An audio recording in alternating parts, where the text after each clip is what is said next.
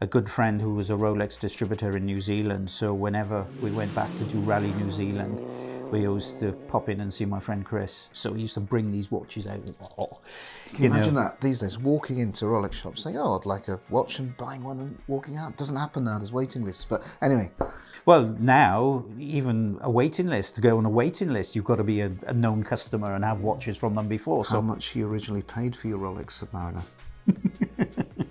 I bought it for £800. Yes, £800, and it is real. Yeah, but just before anyone starts writing in the comments, obviously, no, it is real. It's been certified by Rolex. If your watch is not 100% legit, or if you think it's not 100% legit, don't take it to Rolex for service. Joining me is someone who has made time and timekeeping the very centre of their career. I'm delighted to welcome Nicky Grist to our channel. He, of course, is, I think, the world's most famous co-driver in company with Colin McRae. And Nick, your job has really been about keeping time. Time is absolutely central to what you do. And I guess you can say that keeping the eye on the time has defined your life and career. It has. And now the wife can't even get me to be ready 10 minutes before we do at the restaurant. So I think when you've lived life to the second, and now even less than that, a tenth of a second on the stages, you know, life was very much by the second. But now things have changed a little bit. Still involved in motorsport, but I still love my watches because they meant such a lot through my career of keeping me on time. And I think we all have passions of owning a nice watch, and everybody's idea of a nice watch is different to the next. But certainly the career was very defining from that point of view. Absolutely. Now we're going to talk about your career in much more detail a bit later on. But first of all, let's talk about some watches. Now, you've been kind enough to bring down a few highlights of your watch collection. Yeah. And I'd like to start off, if we can, with the most colourful watch on this display that we have here, and that's this watch. Now, this is no ordinary watch. Yes, it looks like a digital watch, but this is a watch that's been specifically designed for rally co-drivers. Mm-hmm. As you can see, it's a special edition, Colin McRae, Nicky Grist. Tell us a little bit about this watch, Nick, and if you can, sort of to explain roughly how it works, because I think most people wouldn't have a clue where to start. I know I don't. Well, a rally is broken up into sections, really. So you leave a main time control to start the rally, and then you have a section that takes you to the arrival of a special stage. Then there's a 3-minute gap, and then you start the special stage. That special stage starts another section, which takes you through the stage to the arrival of the next stage. So the timing elements the time to do those sections are already pre-allocated. Well, with watches, standard watches that you could buy, and in the earlier days we just used Casio watches because they were fairly robust plastic, quite durable, and they offered us a digital to display, which we could accurately have a display to where we are on the second. Timing elements really important because we had to check in the minute that we wanted. Check in before, you're penalised a minute for every minute that you're early. And that's your responsibility. It's not the driver's, so you've got to get that right. Absolutely, absolutely. He's just driving and going into time controls under my control. And then, every minute late is then a 10-second penalty, which isn't bad. So, if we're late, then it's not too bad. But that knowing exactly what the minute is and when you need to check in was really important. And over time, digital watches became the norm, but then watches with specific functions to allow the co-driver to be able to do his job, have double checkups of the manual time card entries that the marshals would do, making sure there was no mistakes. And it actually logs our stage times because we manually start it, and then we could press a button to stop at a flying finish, which freezes the time of day we cross the finish line, gives us our stage time in the display. So when the time card comes back to us, we could just look at it, check the time card against the watch. Yep, I agree with that. That's fine. And off we'd go. We just press another button, and then the road section time continues counting from the start of the stage, which then that timer is counting down the road section and then also allowing me to see exactly how much time we've got left. And our special trip meter computer on the dash tells me how far I've got to go. So I could always gauge whether we're going to arrive on time, whether we're going to arrive late. So we best start pushing on a little bit. And it was basically, all of that was down to the co-driver. So this really was a vital bit of kit. But these modern day fast time co-driver watches, it's the only watch of its kind. But this is what all the professional co-drivers now use. And in fact, normally we see rally co-drivers, you'll have sometimes 2 or 3 watches, won't you? And you mentioned another co-driver who has more than that. So how many watches do you normally take with you on a rally, or did you when you were competing? Because, of course, you're not anymore. No, but I'd always wear 2 of these, one on each arm. So basically, I always had a backup should my main one, the one on my left arm was always the main one. That's the one that I would use to store all my stage times. And the one on the left side I used to use for countdown of sections going from time controls to time controls. So I always had one counting up, one counting down, just to make sure I keep 100% on track of timing. But this particular one, obviously following Colin's death, I wanted to have a specific edition which I wanted to celebrate our relationship together. And we only made, I think, about 200 of these, or possibly even less, I think. I can't remember now. But it's a Colin McRae Nicky Grist edition, so very rare item, that. That's a very special watch. How much time does that spend on your wrist? Not very much, but it's on the desk in front of me in my office, so I'm always looking at it. But I don't wear it that much. I'm probably... I'm going to take my rally car out and I'll probably wear it on the rally car as a driver, not as a co-driver. So, not so much time anymore. I think it's fair to say I've had plenty of time in the passenger seat. So, I'm happy just to look at it on my desk for now. Absolutely. Now, to be fair, that's a very specific watch for a very specific use. Luckily, you've got some other watches which, let's say, are slightly more elegant and graceful than this one. Let's start off with the Daytona. The Daytona is an incredibly special watch. The values, everyone's familiar with, they've just skyrocketed. That wasn't always the case. You could actually get hold of these watches back in the day at a reasonable price. And in fact, you had a few, didn't you? I did. Again, I knew how rare a steel Daytona was. I always preferred the white face, some like the black face, but I wanted a white face one. And I had a good friend who was a Rolex distributor in New Zealand. So whenever we went back to do Rally New Zealand, we used to pop in and see my friend Chris. And, he says, yes, I've got some nice stuff in the safe for you. So he used to bring these watches out. Can you imagine that these days, walking into Rolex shops saying, oh, I'd like a watch, and buying one and walking out? It doesn't happen now, there's waiting lists. But anyway. Well, now, even a waiting list, to go on a waiting list, you've got to be a known customer and have watches from them before. So getting these kind of watches, unless you want to pay through the nose and through collectibles, then, you're stuffed really. But I had 2 or 3 of these. I've sold 2 of them on to friends, but I've kept this one particularly. And recently had it serviced. It looks pristine. I was going to say, it looks amazing. It is. It's absolutely brand new. And the job they do in Rolex is absolutely superb. The detail they go to, replacing the face with a little scratch. But when it came back, it was like when I bought it new. And I've hardly wear it. You caught me wearing it the other day, and I think that was the first time I'd worn it. But basically, it's too nice to wear. I know the feeling. Yeah, it's beautiful. Yeah. It really, really is. And the one thing that's, obviously I've had this for quite a number of years now, but the one thing about my Daytona, it's the pre-Rolex movement as well, yes, which course, now they're sort of quite well sought after, and an earlier model, but the value of these have just gone up and up and up. And, there's no sign. I mean, they've changed so much in their design with a bit of a ceramic bezel on them now as well. But at the end of the day, I think the value of these will only but go up and up and up. Yeah. And I had to have one. I'm never going to get rid of it.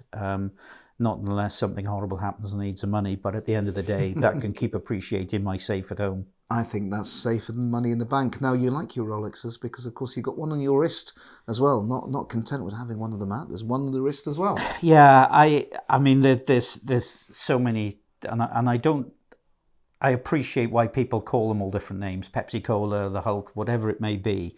Cabinets, whatever. Yeah, whatever. And I just like to call them. It's a GMT Master 2, and it's a black dial.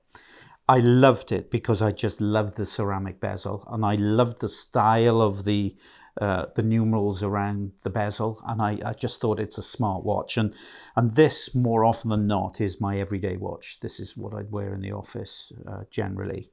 And again, I've just had this serviced just to give it get it timing smack on and get it looking pretty again.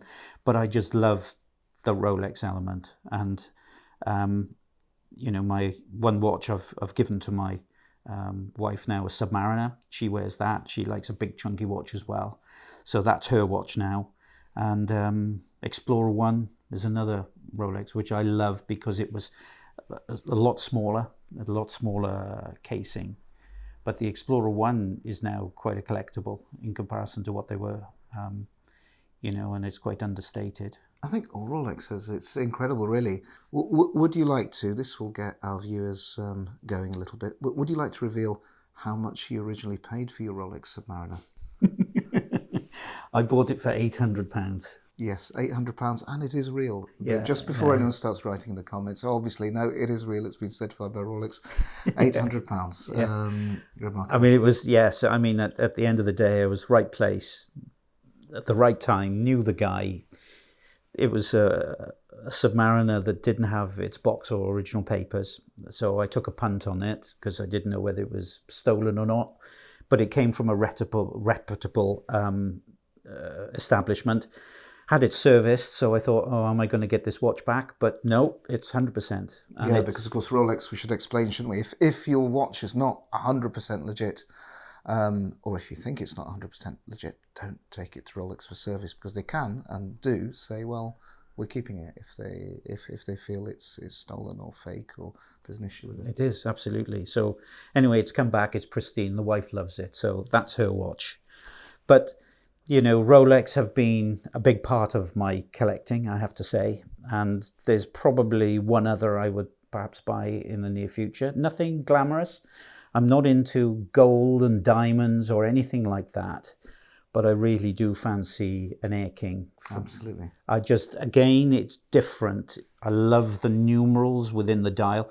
Numerals very similar to the outer bezel of the GMT Master 2. But I just love the layout of the dial itself.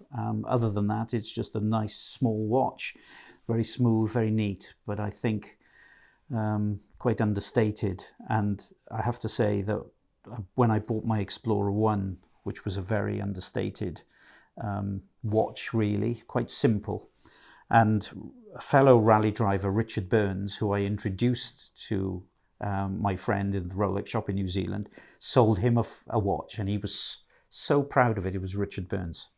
He was so proud of this watch. And we all went out for dinner that night to this restaurant. So we were arguing about whose watch was better. Oh, it's not bad. But I said, I like mine. He said, no, look at it. He said, it's plain. It's nothing. So there was this very nice waitress there. So he thought, right, I'm going to get this waitress involved. And this waitress came over. He said, well, will you please tell me what you think? I've got my new Rolex watch and my friend's just bought his. Can you tell me, which one would you prefer? And she much preferred mine. She said, that's a much nicer watch. That's too fussy. I said, there you go. I'll take it. There you go, Rich. I love the Explorer 1. I have one. It's just understated. It is, yeah. It's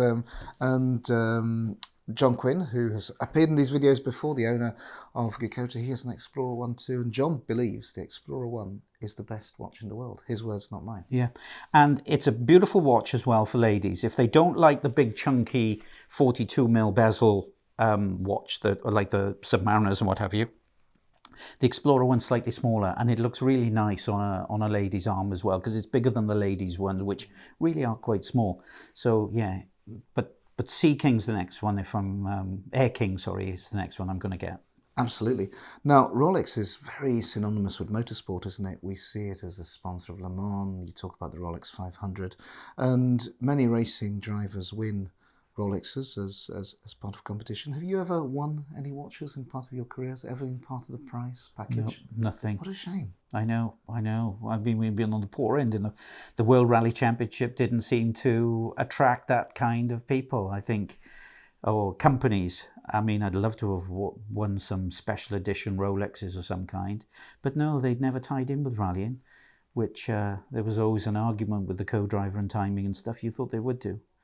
But no, we've had to buy everything we've got. Well, there we go. Now, just before anyone thinks that Nick is a helpless Rolex addict, you've brought along another watch as well, and it's not a Rolex. It's a Panerai. It's a very beautiful Panerai. Well, it's quite different. I mean, this is as it came. I got various straps on this Panerai just to change the mood. From black to plastic even. I like the plastic straps that Panerai do. This particular one is my second Panerai. My first one, my wife bought me actually. This particular one is a ceramic. So it's quite different from my other ones because, literally you can scratch it and it disappears. You rub it and you can kind of get rid of the markings. But I love the black look. It's very stealth. Very stealth. Yeah, I like that. And especially when you put a black matte suede strap on it, it looks gorgeous. And I just change over all the relevant connections, the buckles and everything, and it just works beautifully. And I just love that look. And of course this very unique attachment locking device on the one side. But it's an Italian brand, came up through the Italian military, I think. This particular one, I went to the original Panerai shop in the square in Florence, right next to the Duomo. And that's where their original shop was. And now I don't think they do it anymore, so it was limited at the time. But I do love that. And I love the other one my wife bought me, which is a GMT type thing with lovely silver casing and again with a different strap scenario, and that's more of a dressy up watch. This is something you can dress up or dress down, but again, that's another one of my passion. I love the fact that you've bought your watches from all over the world. Some have come from New Zealand. This one has come from the near the Duomo in Florence. This watch has come from much closer to home. Is there any continent you've not bought a watch in? Have you got an African watch? No, I've never found anything there. Although nowadays, if I go away, I will always look in a Rolex shop or in a second-hand shop because you never know what you're going to get when you go abroad. Unfortunately, Rolex are quite rare for the sport editions. You've got to wait a few years to get them here in the UK. But you have more of an opportunity, especially if you are going abroad around about Brexit time and when you're arriving in these small sort of islands, go to Santorini, for instance, and go to a Rolex shop in Santorini. During Brexit, these guys weren't getting the through flow of customers. So you could go in there and physically buy up a watch, buy a sports watch that you'd have to wait, years for in the UK. So I'd always do that. But I've bought, France. I bought my first ever sort of smartwatch, was a Breitling Navitimer, I think it was called. Bought that from France, but most of my stuff did come from New Zealand, from Italy, and then mainly from the UK. Right, well, before we finish, thank you for showing us the watches. Now, you never won a Rolex as part of a prize, and I don't believe you bought a watch in Africa of all the contents, but there was something you won in Africa, and you've been very kind to bring it along. So let's take a look at the very, very special winning trophy for the Safari Rally, because I think we have to see this. Okay. It's a heavy thing. It's incoming. Look at this. Now, this is absolutely gorgeous. I know it's not watch related, but even though you didn't win a Rolex watch, look at this. Of all the trophies you've assembled, and there must be a few, this has got to be the standout, hasn't it? Why I've brought this today is Africa. Rallying in Africa at this time was completely different to anywhere else in the world. The road conditions are horrendous at best for the majority, and there's probably a lot of the roads, you'd probably think twice about taking a Land Rover down, that we had to rally in Africa. So you had to have special vehicles, stronger chassis, much higher ride height, snorkels, which took air to the engine from the top of the roof because there's no bridges. And, you know, getting through Africa was a feat in its own way to get to the end of the rally. The first time I went there was 1992, and I just couldn't believe it. And for the second leg, we came from a place called Mombasa to Nairobi, and we got in on that leg at something like 9 o'clock at night. It was dark. We put the car in Parc Ferme. We got up again because we were leaving at 5 o'clock the next morning. Nice. And there was still people finishing the second leg when we were starting the third leg. So these guys probably, if at best, had a time to have a shower, jump in the car and go again. A real endurance event, wasn't it? It was, absolutely. And when I joined Colin McRae, you know, I knew that he was always one on maximum attack and pushing to the limit. And we went there in 1997, the first time I did it with him, and I don't think he had any real success there at all. Something always happened. And, you know, I thought, right, this is going to be a challenge to get Colin McRae round Safari Rally. And when we went there to do a test from a place called Windy Corner, just on the outskirts of Nairobi, on the edge of the Great Rift Valley. And we did this 35-kilometer test road, which, you know, was fast and flowing generally with some rough, rocky bits. But then we had this rocky descent, which was horrendous. So we made the pace notes down and we made the pace notes back. Now, pace notes for people are a detailed description of the road, allowing the driver to know exactly the severity of the corner, the braking points, and the speed he can take this corner. And there was a lot more cares and cautions and double cautions in the notes. So we got back to the service and I said, what are all these cares, cautions, and triple cautions? He said, oh, that's warning me about the conditions. I said, right, okay, well, we're going to have to change this. So what we did, he said, well, what do you suggest? I said, well, we've got to come up with another set of pace notes. You've got a set of pace notes to go fast. Now you need a set of pace notes to go slow. So what you have to do is you have to describe the condition that you're facing. So be it rocks, ditch, hole, bump, whatever it may be, you say what it is. And then we apply a speed, which was a description, slight, medium, bad, slow, and stop. Those were the speeds we used. And then you apply that speed for that condition, and then you'll know exactly how much you must slow down to pass that danger without causing any stress on the car. Because it's going as fast as you possibly can, but slow enough that you don't damage the car. So there was a logic in it. Yeah. So we went up and down this section, and then we found a section, right, well, here it's smoother to the left. So right, here you keep left over medium rough or medium rocks, and then you keep right over 100 for over something else. So we worked it out over this test day that we had, and we set off in the recce, prepared, and we got through the rally. We had a couple of technical issues with the car, but we won the rally. And this is what you won? That was Safari. This is 99. Now, This one's something different. Yeah. So we're going back. 1998, we did the event and we had a technical engine issue. 99 was a whole different thing. We were there with a brand new car in a Focus. Nobody expected this car to do any good at all. But we went through the normal procedure. And our team boss at that time, Malcolm Wilson, who was a very experienced competitor himself and team manager. And watch collector as well. Malcolm's got a great collection of watches. And actually, we're going to have to get Malcolm down to tell us about them. But I digress, as always. Well, Malcolm always regarded this winning trophy and this rally as Colin's greatest ever victory.